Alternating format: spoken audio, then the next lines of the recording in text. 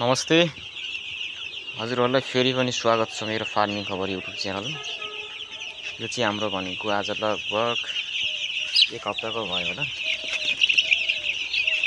अनि हामी चाहिँ भनेको 2-3 दिनदेखि राति चाहिँ नसुती बसिरहेछौँ। खेदेकै गरिरहेछौँ।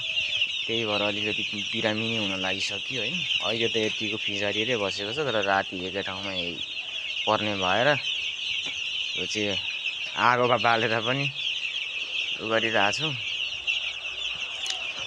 अनि अलिकति रुगा लाग्ला जस्तो पनि लागेको छ, ज्वरो आउला जस्तो पनि भइरहेछ। बिरामी भयो 2-3 दिन अब रातभरि नसुतिकन बस्दाखेरि भनेको गाह्रो हुन्छ। नसुती भन्दा पनि आधी रात त्यस्तो दुईजनाले, एकजना सुत्ने फेरि अर्को उठ्ने फेरि सुत्ने फेरि उठ्ने भएर। अनि अहिले चाहिँ मरेको छैन यिनीहरू चाहिँ। अगाडिको लटमा त बग्लाकै गइहाल्यो सबै। अनि अहिले चाहिँ हामीले सबै बारेर, त्यो पनि डबल छ, त्यहाँ पनि बाहिरबाट पनि डबलै छ, बारेर राखेको छौँ। यसरी माथि पनि लागेको छौँ, बल्ब पनि बालेको छ। अहिले चाहिँ एकदम तातो भइरहेछ, हपहपी गर्मी भइरहेछ अहिले चाहिँ।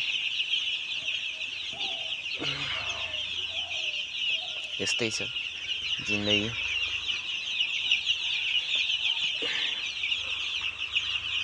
अब चाहिँ एकछिनबाट दाना पानी हाल्ने बेला हुन्छ। दाना त हाम्रो कन्टिन्यू नै हुन्छ यतिकै, अब अलिअलि थप्ने मात्रै हो। नत्र भने हाम्रो दाना यसमा भनेको चाहिँ